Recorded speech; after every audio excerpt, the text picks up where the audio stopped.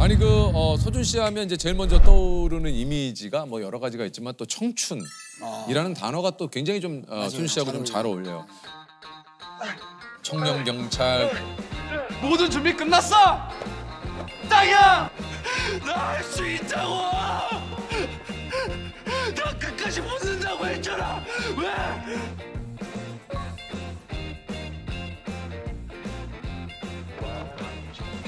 이태원 클라스. 도전하고 부딪히는 어떤 이런 청춘의 역할을 좀 많이 했는데 실제 서준 씨의 20대하고 좀 어떻습니까?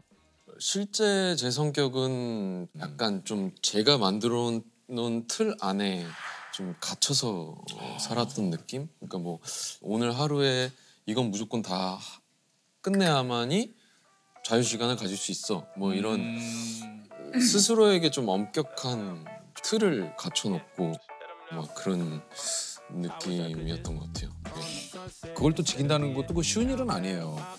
보통 벗어나는 이제 부모님 말씀이나 이런 것들을 되도록이면 좀 듣는 편이었어요? 네. 진짜 좀 잘 들었다고 생각해요. 원래 어렸을 때는 야구 선수가 꿈이었어요. 들었던 것 같아요. 네, 운동을 너무 좋아해서 야구 선수가 꿈이었는데 아버지가 딱 동생만 시키셨었죠. 동생분은 그럼 야구를 하셨어요? 동생도 이제 그만둔 지 오래된 대학생 때 그만뒀는데 동생을 시켰는데 왜 형은? 그래서 나중에 20살 돼서 아버지한테 그 이유를 한번 여쭤봤는데 대부분이 아들 형제가 있는 집안에서 야구를 시키면 형제를 다 시킨대요. 근데요? 둘 중에 한 명이라도 돼라 라는 마인드. 그러니까 둘 다 된다는 마인드보다 근데 둘 중에 하나라도 놓고 싶지 않았다고 하시더라고요, 아버지가. 그러니까 뭐 그런 마인드로 시켜서 이놈한테 더 투자해야지, 이놈한테 더 투자해야지 이거보다는 그냥 동생이 저보다 힘이 훨씬 좋았어요, 어렸을 때부터. 거기에 미래를 보고 이제 동생을 시키고 저는 이제 동생이 나중에 잘 될 거니까 동생이 기사를 써주는 스포츠 기자가 됐으면 좋겠다. 아버지가. 그래서 예, 알겠습니다. 그냥 이러고 동생의 행보를 이렇게 많은 분들께 알릴 수 있는 기자가 기자님이 되라. 그게 아버지의 큰 그림이었는데 이제 그렇게 안 되고 뭐 중학교 때까지도 공부도 못했어요. 막 44명 정도 있었거든요, 한 반에. 뭐 한 36등, 37등 뭐 이렇게 등수를 정확하게 밝히시는 분은 많지 않은데 별로 관심이 없었어요, 공부에. 그냥 뭐 학원 가라면 가고 뭐 그러니까 말은 다 잘 들었네. 네, 뭐 그랬는데 중학교 3학년 때 갑자기 되게 심각한 그게 온 거예요. 뭐가 왔어요? 아니 나는 앞으로 뭘 해먹고 살지라는 이 고민이 중학교 3학년 때 너무 심각하게 온 거예요. 맨날 집에 가면 혼나고 뭐 이러니까. 그때 자주 듣던 얘기가 뭐예요? 그때요? 저희 아버지가 또 항상 강조하셨던 게 독서록을 일주일에 하나씩 써야 되고 독서록? 네. 일기를 매일 써야 하고 책을 일주일에 몇 권을 봐야 되고 이걸 좀 강조하셨는데 그래서 독서록 썼어? 일기 썼어? 이거를 진짜 많이 들었던 것 같아요. 와, 근데 지금 생각해보면 아버님이 굉장히 좋은 걸 제시해 주신 거네, 맞죠? 그쵸. 하긴 했어요? 했죠. 그랬는데 일단 그게 즐거워야 계속 할 수 있는 거잖아요. 근데 아까도 말씀드렸다시피 낯가림도 너무 심하고 소심한 제 성격이 너무 싫은 거예요. 이걸 이겨내보고 싶었던 거죠. 근데 중학교 때 저희 학교에 애니메이션 동아리가 있었어요. 근데 거기서는 1년에 한 번 학교 축제를 하면 코스프레를 해요. 근데 그 코스프레가 약간 액션 같은 거를 짜가지고 이렇게 전교생 앞에서 발표 같은 걸 하는데 너무 멋있다라는 생각을 했었던 것 같아요. 그 무대에 올라가는 게. 그래서 중학교 3학년 때 그냥 애니메이션 동아리 문을 열고 들어가서 나 하고 싶다. 이렇게 해서 축제 때 그 무대에 올라가서 진짜 말도 안 되는 그때는 카세트 테이프로 막 이렇게 막 기합 같은 거 녹음해가지고 그걸 틀어가지고 막 거기에 맞춰서 막 액션을 하고 막 그랬는데 전교생이 그때 한 1,500명, 600명 정도 됐는데 눈동자밖에 안 보이는 거예요, 이 사람들의. 그 시선을 한 몸에 받는 게 살면서 처음 느껴보는 희열이었어요. 짜릿함이 있더라고요. 그래서 그때부터 약간 꿈꾸게 된 것 같아요. 그때 또 웃겼던 게 학생들만 오는 축제거든요. 근데 부모님도 몰래 보고 하셨더라고요. 나중에 저희 부모님만 몰래, 오셨어요? 네, 오셔가지고 보고 가셨더라고요. 처음에는 아버지가 좀 반대를 많이 하셨는데 엄마가 몰래 빼둔 돈으로 그때 학원비가 제 기억에는 한 달에 18만 원이었어요. 그거를 엄마가 몰래 이렇게 해줘가지고 몇 달 있다 걸렸어요. 아버지한테 조건이 붙었죠. 그러면 학교 성적을 유지하는 조건으로 해라. 근데 하고 싶은 게 생기니까 공부만 하는 친구보다는 따라갈 수는 없지만 반에서 5등까지는 했거든요. 친구들 야간 자율학습할 때 저는 학원을 간 거거든요. 그러면은 매일 학원 문을 열고 문을 닫고 나왔으니까 막차를 타고 오면은 12시 반 1시쯤인데 그때 이제 독서실 가가지고 3시 4시까지 공부를 하고 다시 7시에 학교 가고 이 삶을 2년 반 정도 살았는데 그때 그냥 한 것 같아요. 그냥 좋아서 그냥 무턱대고 열심히 살아왔던 게 제 청춘이었던 것 같아요. 아니 서준 씨가 좀 집에서는 어떤 아들입니까? 집에서요? 좀 무뚝뚝한 것 같아요. 그래요? 무뚝뚝하고 표현을 많이 안 해요. 잘 못해요. 어렸을 때부터 그게 잘 못했던 것 같아요. 근데 문득 궁금한 게 서준 씨는 어머니께 사랑한다고 한 적이 있으세요? 하죠. 해요. 이제 사랑해는 못하겠고 사랑합니다라고. 그래도 아버지한테도. 그러면 형제니까 네. 동생분이 좀 더 애교가 있어요? 동생분하고 막내 동생이 이제 저희는 삼형제거든요. 막내 동생이 좀 아버지랑 엄마한테 좀 되게 살갑게 잘 하는 것 같아요. 그 가족분들하고 같이 이렇게 본인이 한 작품이나 뭐 이런 걸 같이 보신 적 있어요? 같이는 잘 못 보겠더라고요, 진짜. 저는 저 혼자 보려고 좀 노력하는 편이에요. 저도 좀 같이는 저도 같이는 안 봐요. 괜히 같이 보게 되면은 계속 눈동자가 이렇게 계속 이렇게 그리고 자꾸 얘기 안 하지만 왜 여기서 안 웃지? 그리고 괜히 이렇게 같이 재미가 있으면 없네요. 뒤로 좀 가가지고 이렇게 보게 그리고 가족들이 그게 싫어요. 일부러 웃어주는 거. 그래서 저는 제가 활약한 것만 같이 봅니다. 모험집 같은 거. 모험집 같은 거 활약한 것만 같이 보고 다소 제가 부진했다 그러면 같이 안 봐요. 절대 안 봐요. 예전에 중학교 때 철없을 때 엄마 나 옷 사게 돈 좀 주면 안 돼? 이랬는데 엄마가 이거밖에 없어 하면서 12,000원 주는 거예요. 형편이 안 좋았으니까. 근데 그때는 그걸 가지고 또 막 뭐 사고 싶어서 막 시장 가고 그랬어요. 생각해보니까 내가 왜 그렇게 했지? 막 이런 후회가 또 밀려오더라고요.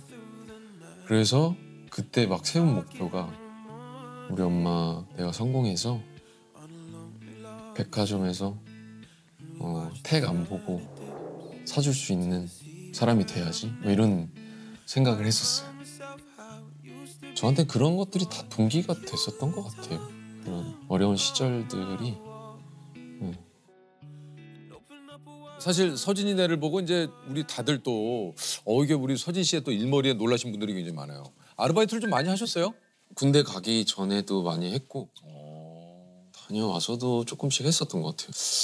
레스토랑도 하고 그리고 뭐 대학교 때는 학교 선배 중에 그 부모님이 그 캠퍼스 근처에서 노래방 개업을 해갖고 거기서 이제 뭐 앞에서 아이스크림 떠주면서 막 이렇게 호객하는 뭐 이런 것도 하고 뭐 나름의 아르바이트를 좀. 나름대로는 했었던 것 같아요. 아니 서준 씨가 그 청주교도소에서 군복무를 했어요? 네네. 아 그래요? 저는 그냥 논산훈련소 들어갔는데 거기서 그냥 차출. 해서 이제 청주교도소로. 네, 그냥 그렇게 됐어요. 그럼 어떤 일을 하시는 거예요 거기서? 그러니까 이제 계급마다 조금 하는 일이 달라요. 2등병이나 1병 때는 소 내에 근무가 좀 많고요. 계급이 올라갈수록 재판을 다니거나 검사 조사를 다니거나 아니면 다른 소로 이렇게 이감 할 때 이제 같이 개호 같은 거 하고 그런 걸 좀 하시거나. 네. 지금은 없어진 걸로 알고 있어요. 아, 네. 저도 너무 생소했죠. 에? 어디요? 교도소로 가라고요? 어쨌든 남들이 쉽게 해볼 수 없는 경험을 할 수 있어서 뭐 특히나 또 다양한 인간 군상을 볼 수 있었어요. 재판을 다니면서 좀 그런 걸 많이 느꼈거든요. 강력 범죄가 있을 때 세상에 알려진 건 정말 요만큼밖에 아니구나. 뉘우치지 않는 분들도 많이 보고 이제 그때 느꼈던 게 그거예요. 생각보다 미성년자를 대상으로 한 범죄가 많구나.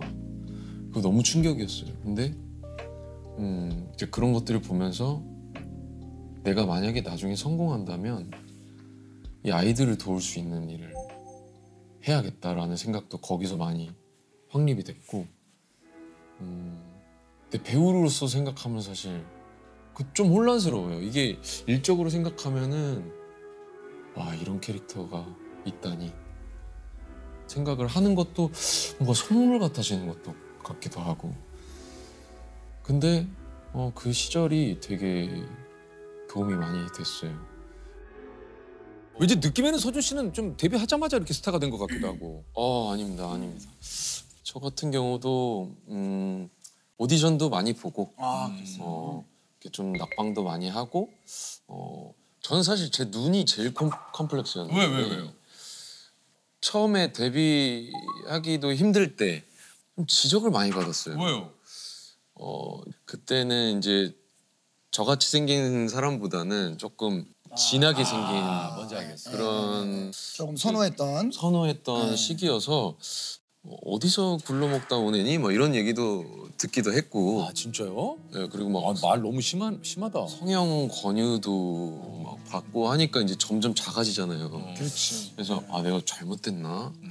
좀 이쪽이 내 길이 아닌가도 생각을 할 때가 많았고, 되게 불투명한 미래에 자꾸만 투자를 하려고 하고 몸을 담고 있는 게 사실 어렵긴 했죠. 근데 이제 잘 버티다 보니까 좋은 기회도 생기고 그랬던 것 같아요.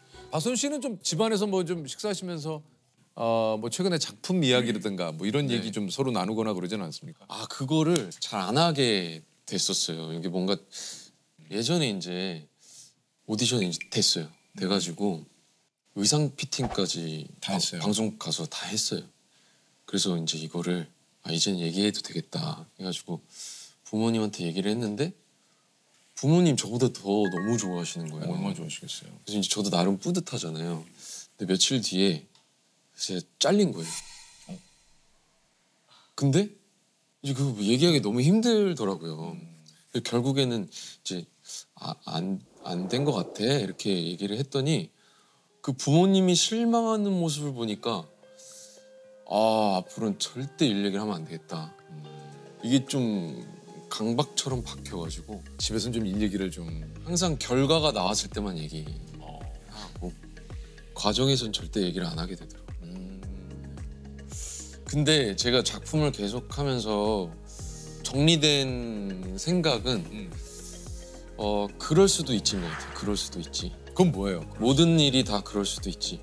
그러니까 야 이거는 아니지 않아? 라는 것보다는 그 사람 입장에서도 그럴 수 있지. 그러니까 어떻게 보면 되게 우유부단한 말일 수도 있지만 제가 하는 일 중에 하나는 이제 캐릭터를 또 분석하는 일도 있잖아요. 그렇죠. 근데 사실 이 사람을 내 어떤 편견을 가지고 이걸 생각하면 말이 안 되는 경우가 너무 많거든요. 근데 그럴 수도 있지라고 생각을 하고 다가가면은 그렇죠. 그 입장에 맞게 좀 상상을 하고 표현하게 되는 것 같아서 혹시 내 인생의 명장면 같은 거 있습니까? 제 인생이에요. 저는 갑자기 드는 생각인데 그냥 그날 하루하루인 것 같아요. 하루하루가 제가 이제 어렸을 때 아버지 덕에 일기를 열심히 쓴 것도 있지만 저는 작품을 하는 게 한 편 한 편이 그 나이 때 저의 일기장 같은 느낌이거든요. 그래서 오늘 하루가 내일은 내일의 하루가 항상 명장면이지 않을까라고 생각하면서 일하는 것 같아요. 지금도 일기를 씁니까? 매일매일? 가끔씩은 쓰는 써요. 것 같아요. 네. 그렇구나. 이 순간에 최선을 다하는 게 저의 약간 삶의 모토거든요. 모든 제가 맡았던 역할을 저로서 시작하긴 하거든요. 이 캐릭터가 나였으면 어떻게 했을까, 이 캐릭터 이런 상황에 놓여 있는데 이런 상상으로 시작을 해서 캐릭터를 구축하고 채워 나가는데 그러다 보니까 아 이게 작품하는 게 인연이구나. 비교할 수가 없어요. 이게 만약 누가 했다면 어떨까라고 비교할 수가 없어요. 이미 내가 했고 내가 표현했고 이건 끝인 거니까. 그래서 저는 인연이라고 생각하는 거예요. 시작되는 순간 이건 내 거기 때문에. 당신 뭐냐고 왜?